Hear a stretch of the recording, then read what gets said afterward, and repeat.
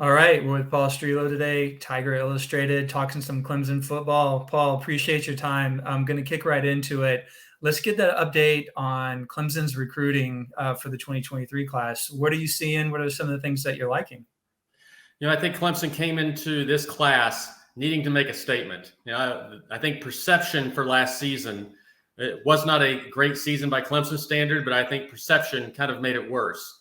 And so I think Clemson had a real challenge going into January, February, March, offsetting not only that perception, but also knowing that other schools were going to use that against them.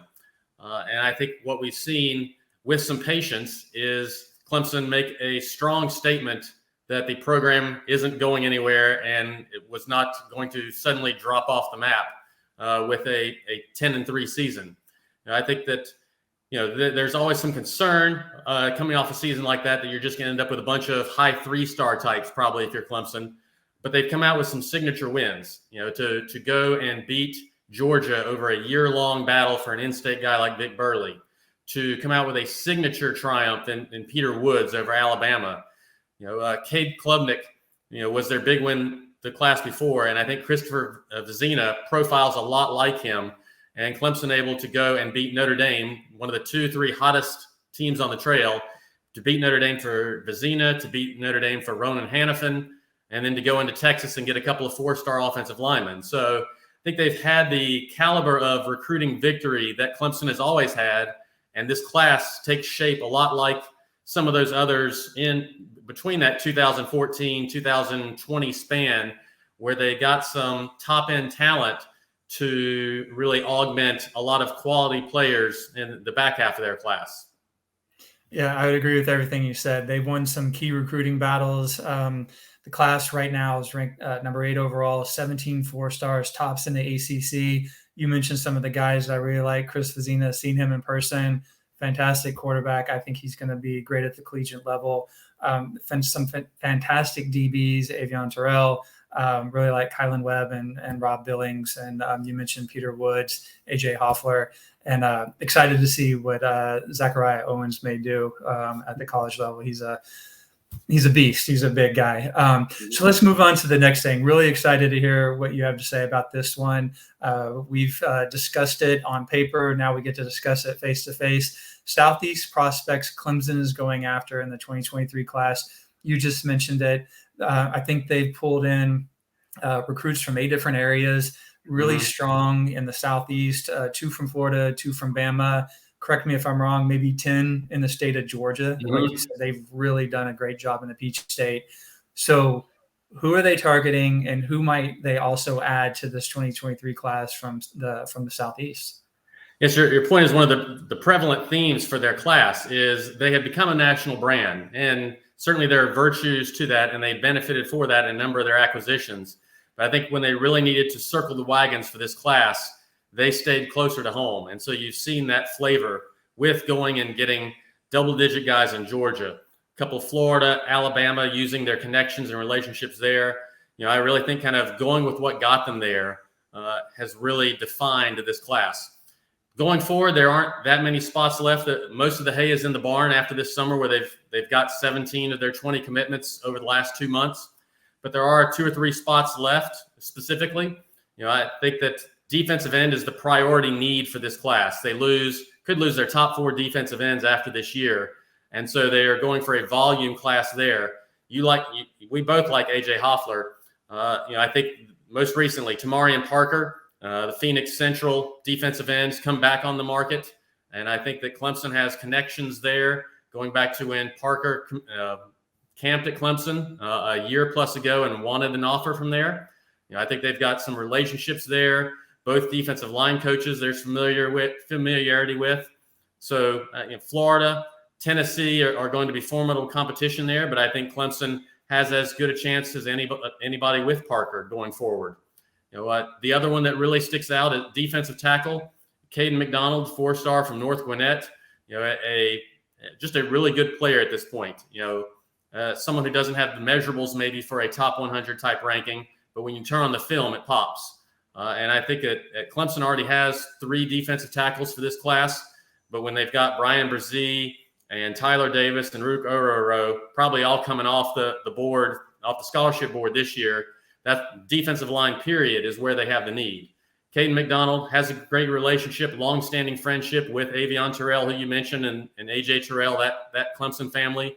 Clemson's gone into North Gwinnett for Mitch Hyatt, Barrett Carter, basketball signee last class, and RJ Godfrey.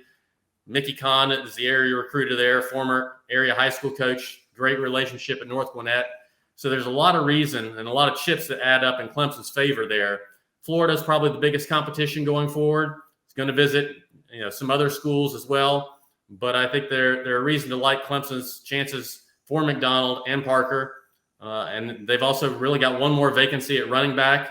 They love Jeremiah Cobb, who committed to Auburn over the summer. Kind of see what happens with Auburn's situation over the course of the season. Christopher Johnson out of Florida, a strong Miami lean. Ole Miss probably emerged as the number 2 there, but he's the only outstanding uncommitted offer Clemson has there. But I think odds are, as they fill the running back spot, eventually it will come from somebody, Georgia, Florida, southeastern area. It tends to be their footprint at that position. Yeah, Chris Johnson's going to be a tough one. I agree with you. Miami, I think, is the number 1. Ole Miss is number 2, but anything can change. If I had to put money on who Clemson could get from the Southeast, I too would go with Tamarian Parker. Just spoke with him recently. Just going to reiterate kind of what you said. I think it's down to Clemson and Tennessee are out front, with Florida being in there as well. But I do think Clemson has the edge. He told me he wants them to be, the last official visit. And I think that means something to him. So I think Clemson's got a little bit of a lead. How much of a lead, that remains to be seen. All right, last question for you. All right, so we're finally kicking off the football season here. I think everybody's excited to see what the off season's brought. Fall camp. Clemson opens up with conference play against Georgia Tech. What do you see in this game? How would you break it down? What should the fans expect from their Clemson Tigers? I have a hard time believing offensively Georgia Tech is going to have the horses to really hang. And even going back to last year, it was a close game strictly because Clemson's offense was not good enough. And I don't see, with so many new offensive linemen and Georgia Tech really having to rebuild the offensive line. There's not a lot of change at the skill positions.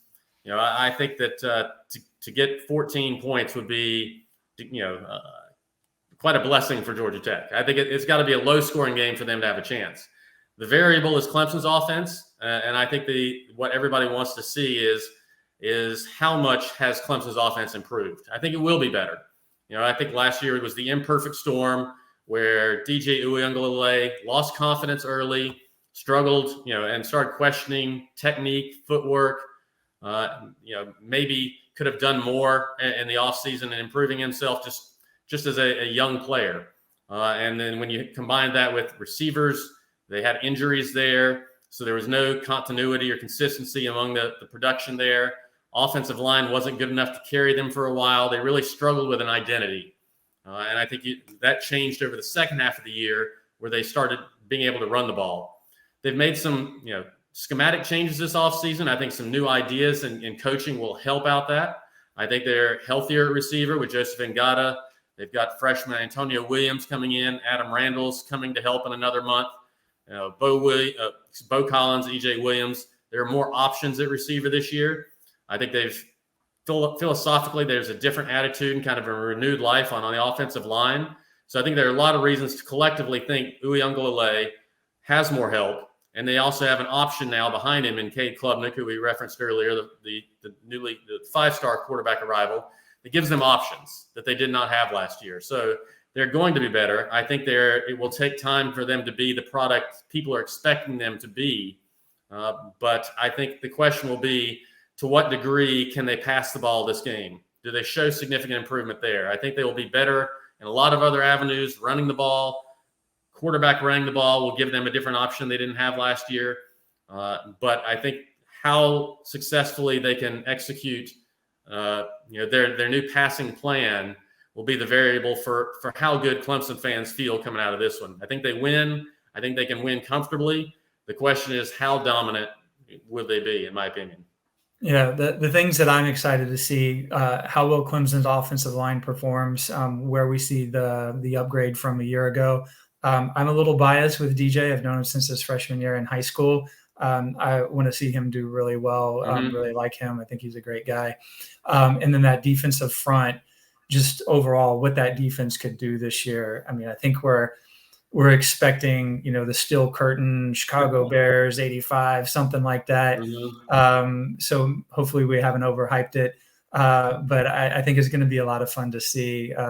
Everything is overhyped in the preseason. Everything is overhyped. But I do think there are pieces there. Like you said, everybody is pulling for Uiagalelei. I think he has matured, and you're hearing the right things as far as he has taken greater steps to improve himself, trimming down to 235 pounds. I think he's put in the work. It's just a matter of going to do it in games.